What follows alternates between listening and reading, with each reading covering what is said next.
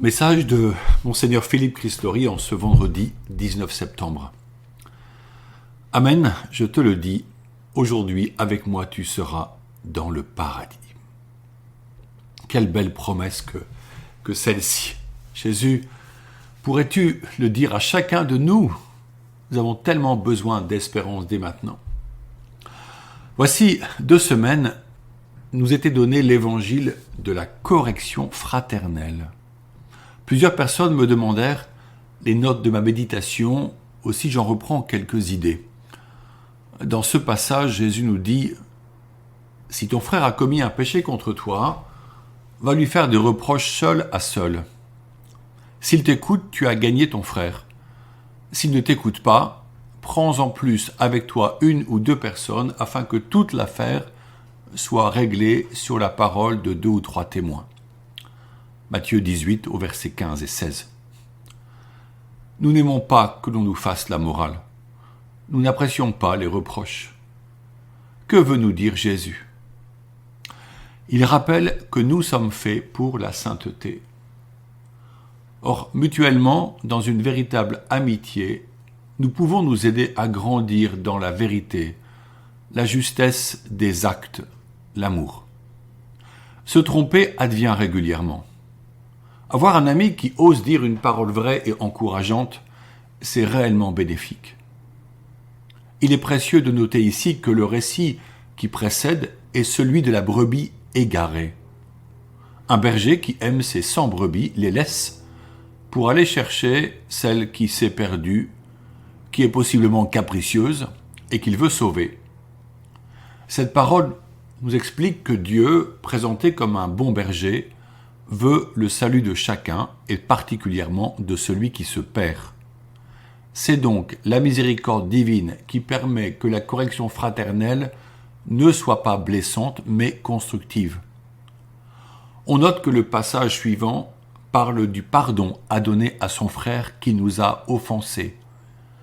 Pardonner est si important que l'on ne pardonnera pas seulement 7 fois, mais 70 fois 7 fois. Il y a comme une folie dans le pardon, car il s'agit de restaurer l'amour. Et l'amour, c'est ce qui comble notre cœur. Aussi, la correction fraternelle peut aboutir à un pardon mutuel. Dans un différend, par exemple au sein d'un couple, qui a tort? N'est-ce pas un peu les 2 protagonistes? Par exemple, l'un se fâche, or l'autre n'a pas été attentionné. Ou encore l'un parle sans écouter l'autre, et celui-ci n'a pas répondu aux besoins de service. Être capable de se parler, de se dire avec courage ce qui n'allait pas, s'écouter et se pardonner, quel cadeau pour renouer une relation entre conjoints ou entre amis. Car l'Écriture dit de ne jamais se coucher sur sa colère. Enfin, quand le pardon est donné, on peut se tourner ensemble vers Dieu et le prier dans une action de grâce profonde.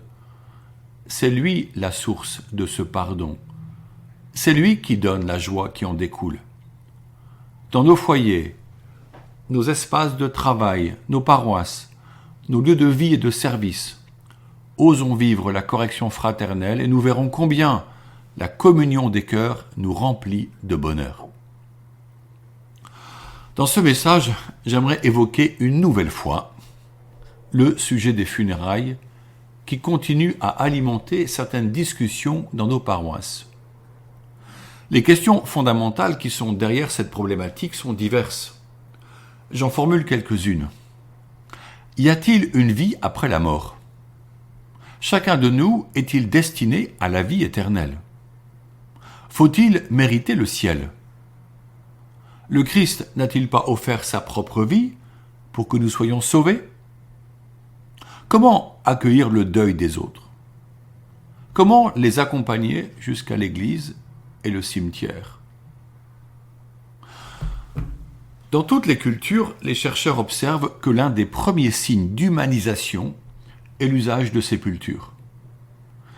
Les communautés humaines, souvent de tradition agricole, inhumaient le corps des défunts et utilisaient différents rites pour cela. Pour le peuple hébreu, la conscience d'une résurrection personnelle est venue tardivement. Jésus confirme qu'il y a une vie après la mort en disant « Heureux les cœurs purs, car ils verront Dieu ». Matthieu 5, verset 8. L'invitation à prier pour les morts est particulièrement claire dans le livre des Maccabées. On y raconte que des soldats sont morts au combat, mais que l'on a trouvé des amulettes païennes sur eux. Aussi les vivants décident d'intercéder pour leur vie éternelle. Dieu se révèle miséricordieux au cours de la vie terrestre, jusqu'à proposer une vie après la mort. Celle-ci se présente comme un cœur à cœur avec Dieu, une vision de Dieu, une plongée dans l'amour absolu. Et comme l'homme ne meurt qu'une fois, Hébreux 9, verset 27, nous croyons urgent de nous préparer à cette vie éternelle, puisque nous aurons personnellement à rendre compte de l'amour que nous aurons offert aux autres. La révélation biblique précise qu'il y aura un jugement personnel.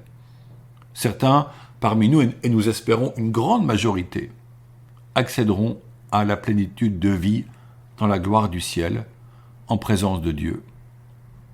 D'autres se verront peut-être refuser l'entrée et iront là où il y a des pleurs et des grincements de dents. Matthieu 13, verset 42.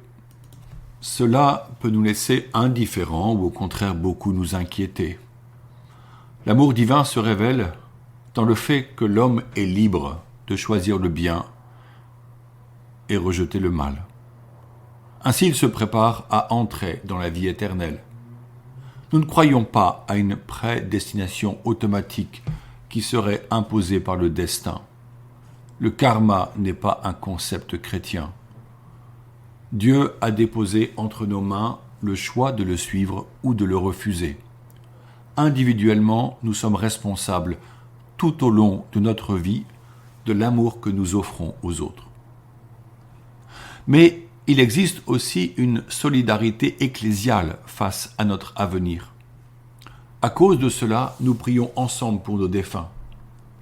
Quand nous célébrons les funérailles d'un proche, l'Église intercède pour cette personne décédée, pour que lui soit pardonné ce qu'il a pu faire de mal et que soit reconnu ce qu'il a fait de bon dans le rituel des funérailles catholiques.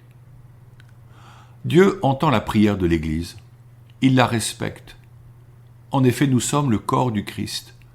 Nous sommes son corps. Le Christ lui-même, tête de l'Église, est venu parmi nous. Il a offert sa vie pour chacun de nous, afin que nous vivions en son royaume.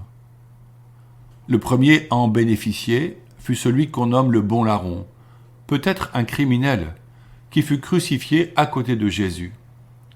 Cet homme se savait coupable et cependant dit à Jésus, « Jésus, souviens-toi de moi quand tu viendras dans ton royaume. » Luc 23, verset 42.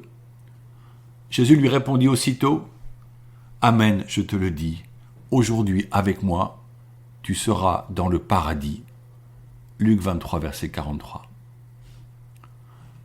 Nos célébrations de funérailles, qui rassemblent des familles et des amis du défunt, permettent d'évoquer sa vie. Mais elles sont avant tout la supplication vers le Seigneur d'une communauté chrétienne qui demande la miséricorde pour cette personne. Quand la messe peut être célébrée, le sacrifice Eucharistie porte vers Dieu, le Père, la demande pressante de sauver la personne des conséquences de son péché. C'est un grand acte de compassion car la Sainte Messe apporte le salut éternel. Il est vrai que beaucoup de participants venus par amitié ou par liens familiaux ne comprennent pas cela parce qu'ils n'ont pas la foi. Aussi l'homélie leur explique ces enjeux. Elle aide à comprendre que la tristesse due à la séparation peut être transformée en espérance lorsque l'on s'ouvre vraiment à l'existence de Dieu miséricorde. Ces personnes peuvent être touchées et pour certaines amenées à accueillir Jésus dans leur vie. Je ne peux que les y encourager. Comme dans tous mes messages, je vous invite à ce que nous nous confions à la Vierge Marie. Comme la mère de Jésus est précieuse pour chacun de nous. Cette semaine était célébrée la fête de Notre-Dame des douleurs. Ces douleurs qui ont marqué profondément sa vie sont rapportées par l'Écriture sainte.